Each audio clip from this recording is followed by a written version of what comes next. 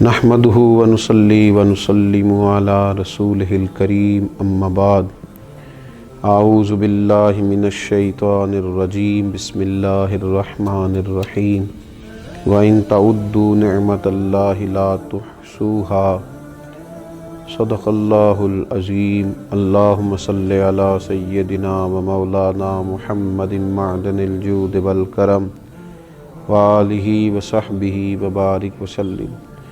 الصلاۃ والسلام علیک یا سیدی یا رسول اللہ وعلی آلک واصحابک یا سیدی یا حبیب اللہ۔ حمد و صلات کے بعد اللہ تبارک و تعالی نے قرآن مجید میں ارشاد فرمایا ہے کہ وَإِن تَعُدُّوا نِعْمَةَ اللَّهِ لَا تُحْصُوهَا،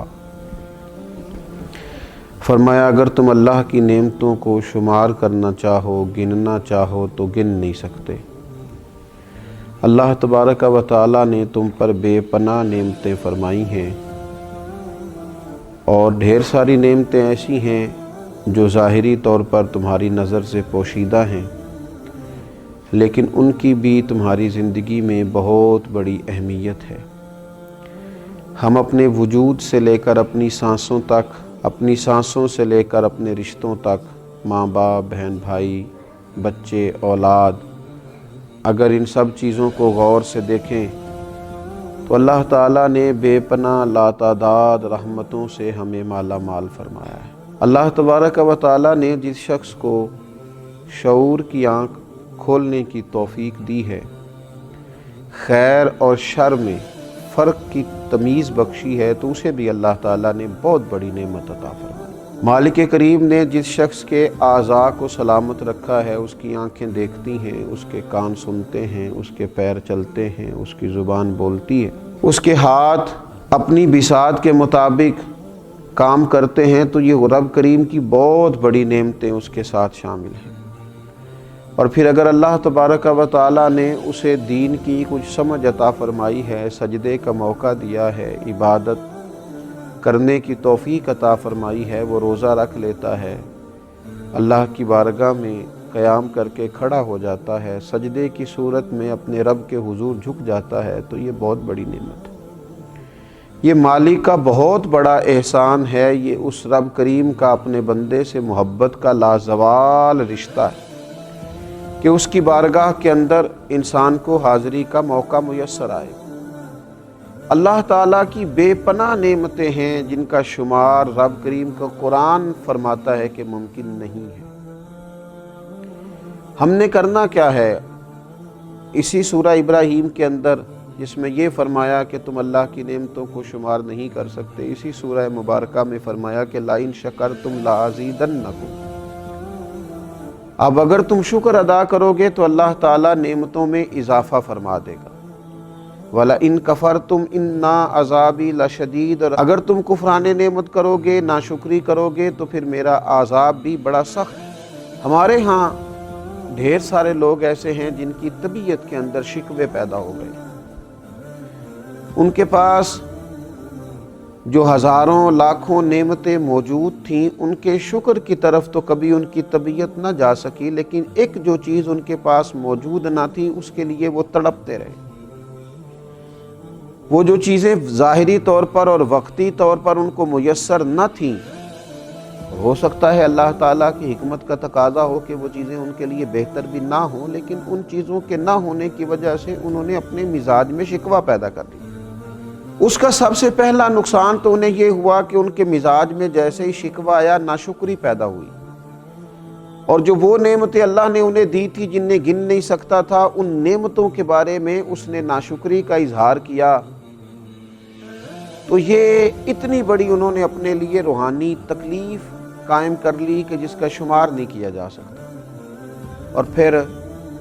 جیسے جیسے انسان شکوہ کرتا جاتا ہے، جیسے جیسے وہ شکایت کرتا جاتا ہے، جیسے جیسے وہ حرص ہوس میں مبتلا ہوتا جاتا ہے، اس کا دل بے چین ہوتا جاتا ہے۔ شکر کا مزاج سکون پیدا کرتا ہے، اور شکوے کا مزاج انسان کے دل میں بے چینی اور بے قراری پیدا کرتا ہے۔ شکر کا جو مزاج ہوتا ہے وہ انسان کو یہ احساس دلاتا ہے کہ اللہ تعالیٰ نے اسے بہت سارے اپنے بندوں میں سے اس پر اپنی خاص نظر عنایت فرمائی ہوئی ہے۔ اور یہ جو شکوے کا مزاج ہوتا ہے یہ احساس کمتری میں مبتلا کر دیتا ہے۔ انسان یہ سوچتا ہے فلاں کے پاس بڑا کچھ ہے، میرے پاس تو ہے ہی کچھ نہیں، فلاں دیکھو کہاں پہنچ گیا اور میں وہیں کا وہیں رہ گیا۔ یہ جو مزاج ہے ناشکری کا، کفران نعمت کا، یہ انسان کے دل میں کھٹکتا ہے، بے چین کرتا ہے، لوگوں کے بیچ اپنے آپ کو چھوٹا محسوس کرتا ہے، زندگی کمزوری والی جینے لگ جاتا ہے، حقارت کے ساتھ اپنا وقت گزارتا ہے۔ میرے رسول پاک صلی اللہ تعالیٰ علیہ وآلہ وسلم ہماری اس خوبصورتی کے ساتھ تربیت فرماتے ہیں کہ جو بالکل عین ہمارے شعور کے قریب بات چلی جاتی ہے۔ حضور علیہ الصلوۃ نے ارشاد فرمایا جب تم میں سے کوئی شخص اللہ تعالیٰ کی نعمت کی قدر کرنا چاہے، اپنے اوپر اللہ تعالیٰ کی نعمتوں کا احساس پیدا کرنا چاہے تو وہ اپنے سے کم درجے کے شخص کو دیکھے، وہ محسوس کرے کہ میری صحت بالکل ٹھیک ہے اور دیکھو فلاں آدمی خدا کی حکمت کے ساتھ اس کے اعضاء پورے نہیں ہیں، کسی کی نظر موجود نہیں ہے، کوئی اپنے قدموں پر صحیح طرح سے چل نہیں پا رہا، کوئی بیچارہ ذہنی طور پر اعصابی طور پر کمزور ہے۔ کبھی پلٹ کر ان لوگوں کو بھی تو دیکھے جن کا قد بہت اونچا ہے، چہرہ بہت خوبصورت ہے اور ان کا وجود بڑا طاقتور ہے، لیکن ان کی پشت پر کپڑے پہ لکھا ہوا ہے کہ اس شخص کا ذہنی توازن ٹھیک نہیں ہے۔ اگر کسی شخص کو مل جائے تو فلاں ایڈریس پر فلاں پتے پر اس کو پہنچا دیا جائے۔ تو یہ ساری چیزیں اگر زندگی میں سوچی جائیں تو نبی پاک علیہ الصلوۃ والسلام ہمیں فرماتے ہیں کہ تم اس شخص کو دیکھو جس کو بظاہر اللہ تبارک و تعالیٰ نے تم سے کم چیزیں عطا کی ہیں، اس کو جب دیکھو گے تو مقام شکر پیدا ہوگا، طبیعت کے اندر تمہارے نعمتوں کی قدر پیدا ہوگی، اپنے رب کے ساتھ تمہاری دلچسپیاں بڑھیں گی۔ اور حضور علیہ الصلوۃ والسلام ارشاد فرماتے ہیں اس شخص کو چاہیے کہ وہ اپنے سے بڑے درجے کے آدمی کو کبھی نہ دیکھے، وہ اس طرف توجہ کبھی نہ کرے کہ دیکھو یہ آدمی کہاں پہنچ گیا ہے، میں کہاں رہ گیا ہوں، اس کے پاس کتنا مال آ گیا، کتنی دولت آ گئی، اقتدار آ گیا، فلاں چیز آ گئی۔ ان چیزوں میں جتنا زیادہ الجھتا جائے گا مزاج میں ناشکری پیدا ہوگی، طبیعت میں تکلیف آئے گی، اعصاب شکن تک چیزیں پیدا ہو جائیں گی، اس کا دل بے چین رہے گا، طبیعت بے قرار رہے گی۔ تو جو اللہ نے دیا ہے اس پر جو لوگ خوش رہتے ہیں، سادہ معنی یہ ہے کہ دنیا میں خوش وہ ہے جو اپنے نصیب سے خوش ہے، دنیا میں خوش وہ ہے جو اپنے رب کی عطا پہ خوش ہے، دنیا میں خوش وہ ہے جس کو اللہ تعالیٰ نے جہاں کھڑا کیا ہے وہاں وہ پورے ذوق شوق سے کھڑا ہو گیا، وہ آدمی دنیا میں بڑا خوش ہے۔ تو اپنی زندگی میں جب مزاج شکر پیدا کیا جائے، آپ دیکھیے انبیاء کرام علیہم الصلوۃ والسلام کے شکر کرنے کا کیا انداز ہے، کس طرح شکر ادا کرتے ہیں۔ حضرت سیدنا داؤد علیہ الصلوۃ والسلام اپنے رب کریم کی بارگاہ میں عرض کرتے ہیں، کہتے ہیں اے اللہ میں تیرا شکر کیسے ادا کروں، تو مجھ پر نعمت کرتا ہے، میں اس کا شکر ادا کرتا ہوں تو ایک نعمت اور فرما دیتا ہے، میں اس کا شکر ادا کرتا ہوں تو اور نعمت ادا کر دیتا ہے۔ مالک تیری نعمت پر نعمت، فضل پر فضل، عطا پر عطا، کرم پر کرم ہوتا جاتا ہے، تو میں تو ڈھونڈتا رہتا ہوں کس نعمت کا شکر ادا کروں۔ حضرت داؤد نے جب یہ بات کی تو رب کریم نے فرمایا داؤد اب تم اپنے رب کو پہچان گئے،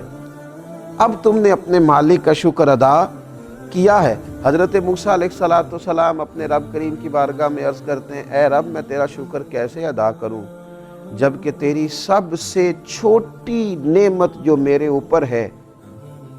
اس کے لیے بھی اگر میں ساری عمر عبادت کرتا رہوں تو میں اس نعمت کا حق ادا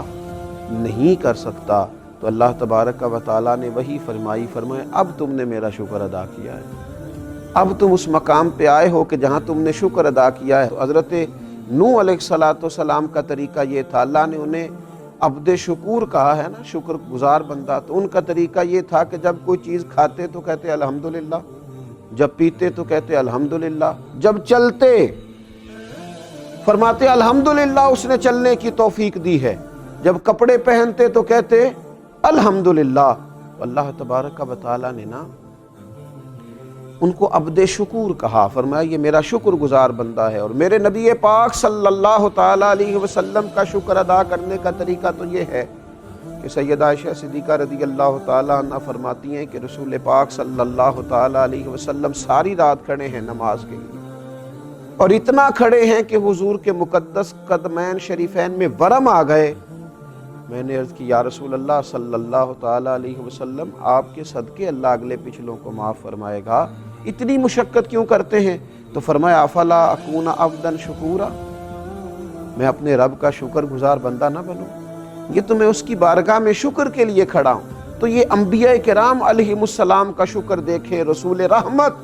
صلی اللہ تعالیٰ علیہ وآلہ وسلم کا شکر دیکھیں، یہ کتنا بڑی بات ہے، کہاں تک یہ لوگ شکر ادا کرتے۔ اور میرے نبی پاک صلی اللہ تعالیٰ علیہ وسلم کے غلاموں، یاد رکھنا امام بہقی حدیث لائے ہیں، فرماتے ہیں شکر نصف ایمان ہے، صبر نصف ایمان ہے، اور یقین کامل مکمل ایمان ہے۔ اگر دولت یقین ملے پھر تو تکمیل ایمان ہے، پھر تو اللہ تعالیٰ نے مکمل ایمان عطا کر دیا ہے۔ تو اپنی زندگی کے اندر مزاج شکر والا پیدا کریں، طبیعت شکر والی پیدا کریں، اپنے لہجے کو شکر والا بنائیں، اپنی گفتگو کو شکر والا بنائیں، اپنے معاملات کو شکر والا بنائیں، اپنے انداز سے شکر کو ظاہر کریں۔ اور ایک بڑا شکر، ایک بڑی نعمت پر اللہ کی بارگاہ میں احسان مندی، یہ بھی امام بہقی رحمۃ اللہ علیہ اس حدیث کو لاتے ہیں۔ نبی اکرم صلی اللہ تعالیٰ علیہ وسلم کا ایک شخص کے پاس سے گزر ہوا، وہ کہہ رہا تھا تمام تعریفیں اس اللہ تعالیٰ کے لیے جس نے مجھے اسلام کی ہدایت دی، جس نے مجھے رسول اللہ صلی اللہ تعالیٰ علیہ وسلم کی امت میں رکھا۔ نبی پاک صلی اللہ تعالیٰ علیہ وسلم نے اس کی بات کو سنا تو فرمایا تم نے بڑا ہی عظیم شکر ادا کیا، تم نے بڑا عظیم شکر ادا کیا ہے۔ تو امیر حرم میں غریب بے نوا، تو کجا من کجا، ان کا دیوانہ ہوں ان کا مجذوب ہوں، اور لوگوں کیا یہ کم ہے کہ میں ان سے منسوب ہوں۔ فرمایا یہ تم نے عظیم شکر ادا کیا ہے اس نعمت پر کہ اللہ نے اسلام کی توفیق دی اور نبی پاک علیہ الصلوۃ والسلام کا امتی بنایا۔ تو یہ ناشکری روحانی بیماری ہے، اور شکر کرنا یہ اس بیماری کا علاج ہے۔ ناشکری دل کو تکلیف دیتی ہے اور شکر بندے کے دل کو ٹھنڈا کرتا ہے۔ اللہ تعالی ہمیشہ شکر گزار بندہ بننے کی توفیق عطا فرمائے۔ وما علینا الا البلاغ۔